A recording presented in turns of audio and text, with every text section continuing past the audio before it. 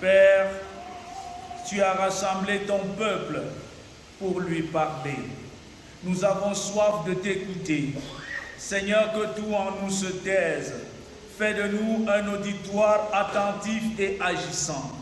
Donne-nous de t'écouter comme écoutent les disciples, dans le but de mettre en pratique ce que ta parole ordonne. Par le Seigneur, nous t'écoutons. Amen. Évangile de Jésus-Christ selon Matthieu chapitre 11, les versets 25 à 30. Là, il est écrit: En ce temps-là, Jésus prit la parole et dit: Je te loue, Père, Seigneur du ciel et de la terre, de ce que tu as caché ces choses aux sages et aux intelligents, et de ce que tu les as révélées aux enfants. Oui, Père, je te loue de ce que tu l'as voulu ainsi. Toutes choses m'ont été données par mon Père, et personne ne connaît le Fils si ce n'est le Père. Personne non plus ne connaît le Père si ce n'est le Fils et celui à qui le Fils veut le révéler. Venez à moi, vous tous qui êtes fatigués et chargés, et je vous donnerai du repos. Prenez mon joug sur vous et recevez mes instructions, car je suis doux et humble de cœur, et vous trouverez du repos pour vos âmes. Car mon joug est doux et mon fardeau léger. Amen. Venez à moi, vous tous qui êtes fatigués et chargés, et je vous donnerai du repos. Bien-aimés peuple de Dieu, dans un monde où les hommes deviennent de plus en plus incrédules, portant des soucis, des fardeaux, accablés par la faim, la misère, la violence de toutes sortes, les guerres, les maladies. Ce monde a besoin d'être libéré de tout ce qui l'accable.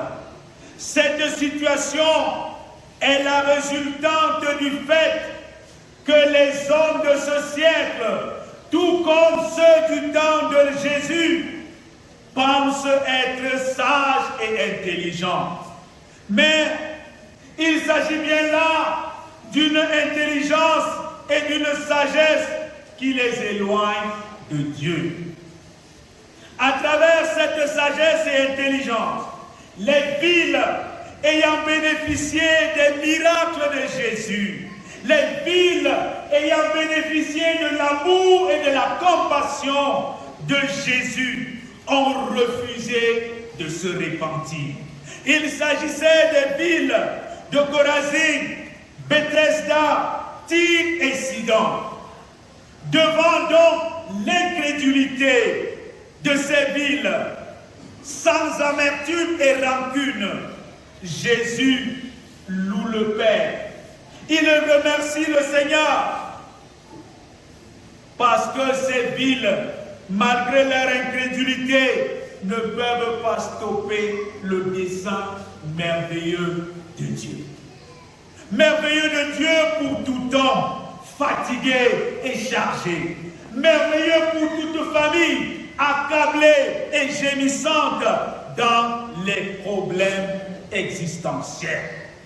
Je te loue, Père, Seigneur du ciel et de la terre, de ce que tu as caché ces choses aux sages et aux intelligents, et de ce que tu les as révélées aux enfants.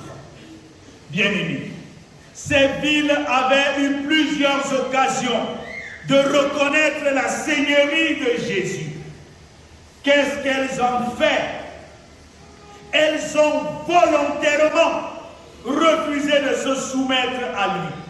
Elles ont rejeté la lumière et Dieu la leur a enlevé la paix. Il faut préciser que ce rejet ne peut empêcher le plan de Dieu de s'accomplir. L'intelligence du monde amène les hommes de ce siècle à mépriser le Créateur. Ainsi, certains veulent eux-mêmes assurer leur sécurité. Au lieu de s'abandonner en toute humilité au Seigneur, leur orgueil les pousse à se confier aux charlatans. Entre autres, d'autres se confient dans des loges sataniques, des sectes pernicieuses. Au lieu de se confier à Jésus-Christ qui a tout accompli, les hommes intelligents et sages de ce siècle disent Baouya Molana Bani, que chacun protège son corps. Tu étais où quand Dieu te protégeait depuis le sein de ta mère? Dès lors, si les intelligents et les sages ne veulent pas croire en Dieu, Dieu se fera connaître à ceux qui sont humbles de cœur. En effet, Dieu rassasie de bien les affamés et renvoie les riches à vide.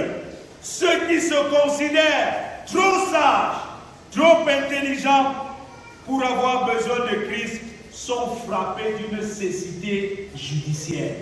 Si vous êtes sage, trop intelligent, le jugement de Dieu est déjà sur vous. Si vous n'avez pas besoin de Jésus-Christ, le jugement de Dieu est déjà sur vous. Mais ceux qui reconnaissent leur manque de sagesse bénéficient de la révélation de celui en qui sont cachés tous les trésors de la sagesse et de la connaissance. Jésus-Christ est le seul qui a été donné pour révéler Dieu aux hommes. Ainsi, le rejeter ou refuser de croire en lui, c'est demeurer avec ses fardeaux, sa misère et courir le risque de passer l'éternité loin de Dieu. Tourne-toi vers ton voisin et dis-lui, ne passe pas loin l'éternité loin de Dieu. Pour ne pas passer l'éternité loin de Dieu, dans son amour, le Seigneur invite universellement tous ceux qui sont fatigués et lourdement chargés à venir à lui pour trouver du repos. Venez à moi, vous tous qui êtes fatigués et chargés, et je vous donnerai du repos. L'expression « venez » est une invitation chargée de tout l'amour de Dieu. Venez sans distinction, venez avec vos incapacités, venez parce que je vous aime, n'ayez pas peur. Dans cette invitation de Jésus se dégage tout l'amour de Dieu pour l'humanité. Ceci traduit que le cœur de Dieu est attaché de te voir tout homme accablé par des charges lourdes comme le péché, en être déchargé. Être fatigué traduit l'état de celui qui n'en peut plus. Traduit l'état de celui qui n'en peut plus. Être fatigué signifie que les moyens humains ne sont pas nécessaires ou utiles pour te décharger. Il traduit encore l'incapacité à avancer avec une telle fatigue. Ce qui rend incapable n'est pas seulement l'état de fatigue, mais la nature de la charge qu'il porte. La nature de la charge est fatigue, mais en même temps l'état de péché fatigue. Bien-aimés, cette invitation est un appel à une prise de conscience de son état misérable causé par le péché. C'est aussi cesser d'utiliser les moyens inefficaces de saupoudrage pour résoudre le problème du péché. Plusieurs tentent de résoudre le problème du péché avec les cosmétiques. Les cosmétiques, c'est quoi? Les cosmétiques, c'est ce que vous allez chercher chez les marabouts pour enlever une malédiction. Les cosmétiques, c'est tout l'habillage que vous mettez pour couvrir la honte que produit le péché. Jésus voit que même toutes les cosmétiques que vous pouvez mettre pour couvrir votre péché ne l'enlèvent pas, ne vous déchargent pas, vous rendent toujours fatigué et chargé. Certains, voulant résoudre le problème du péché ou de la malédiction, ont refusé que Jésus les décharge, refusent même de prendre conscience qu'ils sont fatigués. C'est enfin accepter, laisser celui qui a la capacité et le pouvoir de nous décharger de le faire. Et celui qui en a la capacité et le pouvoir, c'est Jésus-Christ. Venez à moi. Ici, celui qui est l'objet de notre foi, c'est Jésus. Venez à moi. Pas venez au pasteur, pas venez au prophète, pas venez au bishop. Aujourd'hui, les gens courent après les prophètes. Les gens courent après certains hommes de Dieu. Mais Jésus n'a jamais dit, venez à un homme de Dieu. Il dit, venez à moi. Venez à moi. Je suis l'alpha et l'oméga. Je suis le consommateur de votre foi. Venez à moi, vous tous qui êtes fatigués et chargés. Ce n'est pas venez à vos ancêtres.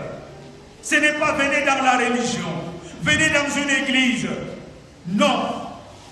Ce n'est non plus venez au charlatan. Il est clair. Venez à moi, à Jésus. Le salut se trouve dans la personne de Jésus-Christ. Pour venir à Jésus, chaque homme doit reconnaître qu'il est chargé du poids du péché. Seuls ceux qui se reconnaissent perdus peuvent être sauvés.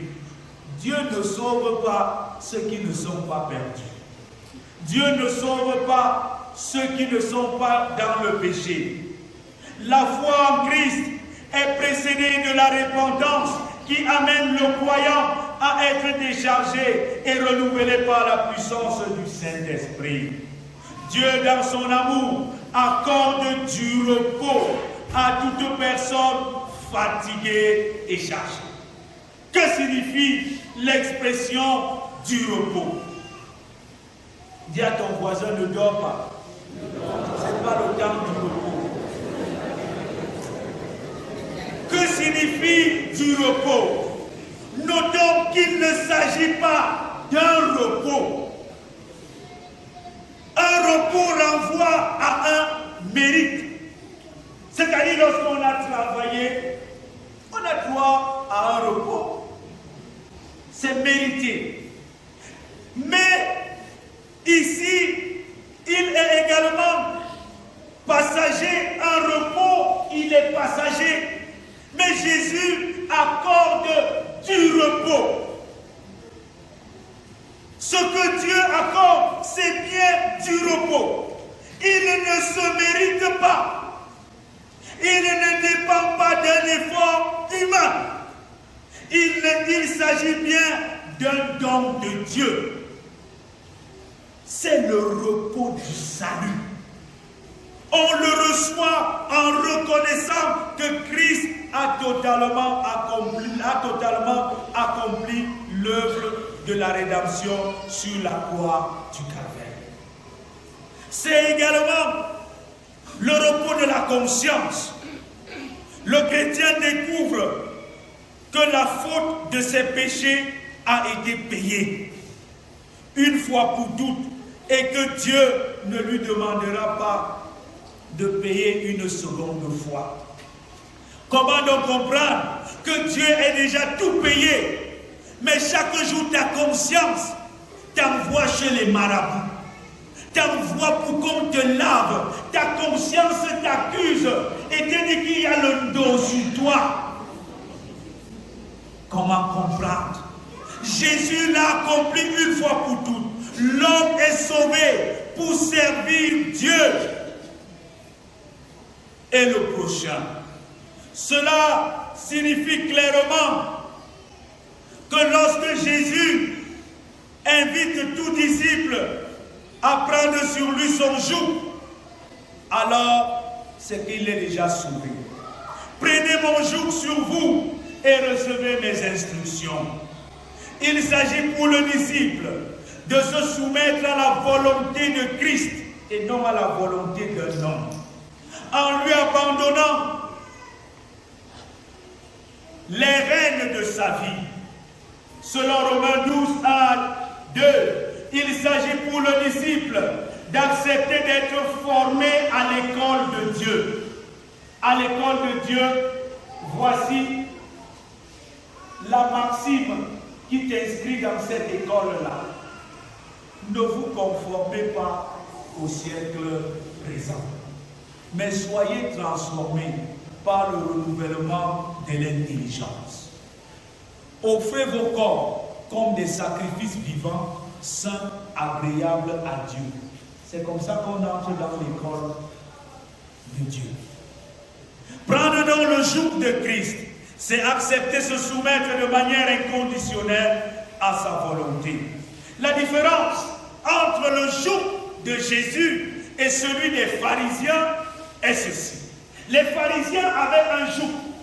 Le joug, c'est quoi? C'est ce qu'on met sous un animal pour le maintenir afin qu'il ne soit pas libre de ses mouvements. Les pharisiens avaient un joug. Et leur joug, c'était les phylactères, c'est-à-dire des longues robes qu'ils portaient avec des clochers sur eux. Et lorsqu'ils passaient partout, ces clochers résonnaient et on savait qu'ils étaient là. Et ces phylactères qu'ils portaient servaient d'oppression.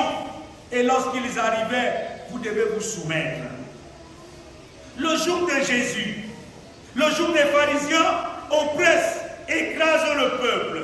Et celui de Jésus est doux et léger. Parce que ce n'est pas l'homme qui porte ce joug, mais Jésus le fait avec lui. Dans notre société, les hommes, malgré l'écrasant joug qu'ils portent, se contentent de le conserver. Le joug de la sorcellerie et du vampirisme. Il y a des gens qui sont dans la sorcellerie, qui sont des vampires, et ils se contentent là-dedans, et ils disent même que ça vient de Dieu. Ça ne vient pas de Dieu. Sortez de ce joug-là. Sentez-vous fatigué de vampiriser les gens, et venez à Jésus. Certains ont la peine de s'en défaire de leur joug. Et d'autres se contentent en disant, c'est mon comme ça. Ce n'est pas ton comme ça. Il faut venir avec ce joug. Jésus est qualifié pour t'en décharger. Bien-aimé, Jésus désire donner du repos à ton âme. Il est conscient que ton âme est troublée. Troublée par ta duplicité. Troublée par la peur de l'avenir. En clair, la vie loin de Dieu a pour conséquence une âme troublée. Demande à ton voisin, qu'est-ce qui trouble ton âme? Oui, ce qui trouble ton âme, Jésus veut donner à cette âme du repos. Ce qui trouble l'âme, c'est le péché. C'est le péché. C'est la vie dans l'adultère, la fornication. Aujourd'hui, les hommes, pour satisfaire leur plaisir et leur ego, changent les femmes comme si on changeait des paires de chaussures. D'autres encore changent de goût alimentaire et de consommation. D'autres sont même sans goût. Ils boivent tout. Parce que Ils veulent noyer leurs soucis. Ils veulent avoir un calme dans leur âme. Cela n'est pas possible. Cela n'est pas possible. Une âme fatiguée et languissante, voilà une âme qui a besoin de Jésus. Mon frère, ma soeur, si tu pensais que tu n'étais pas qualifié pour être sauvé, voici la bonne nouvelle. Seules les personnes fatiguées comme toi, seules les personnes chargées comme toi, seules les personnes qui ont une âme troublée par le péché et par les soucis de ce monde, sont qualifiées pour être déchargées par Jésus. Il t'appartient donc de venir à lui tel que tu es, en toute sincérité. L'Éternel t'accueillera. L'Éternel t'accueillera et transformera ta vie. Oui, ta vie n'est qu'un désert. Tu tournes en rond, tu tournes en rond. Tu es fatigué de faire les mêmes choses sans solution. Tu es fatigué d'enlever la malédiction du 10, la malédiction du 30, la malédiction du 21. Chaque jour, tu enlèves la malédiction. Il y a un Jésus. À la croix, il a enlevé toutes les malédictions. Et c'est lui ce matin qui te dit, venez, venez. Il t'appelle par ton nom et te dit, viens, n'aie pas peur. Je ne viens pas pour te condamner, mais je viens parce que je vois ta misère et ta fatigue. Je veux te décharger de ta misère et de ta fatigue. Que vas-tu lui répondre? Lorsqu'on dit venez, il s'agit d'une interpellation à faire un mouvement vers celui qui t'invite. Mais si Jésus dit venez, tu dis non, je suis trop fatigué, je ne peux pas venir. Je suis trop intelligent. Qu'est-ce qu'on va dire de moi au village? Que j'ai abandonné les crânes de mes ancêtres à qui? Si Jésus dit venez, et tu vois les privilèges que tu devais perdre, les ascensions, les échelles ou les béquilles sur lesquelles le monde voudrait que ta vie repose, et tu refuses de venir, tu demeureras un homme misérable. Mais le Seigneur te dit, je sais que tu es fatigué, je sais que tu es chargé, veux-tu venir? Viens à moi et je te donnerai du repos. Amen.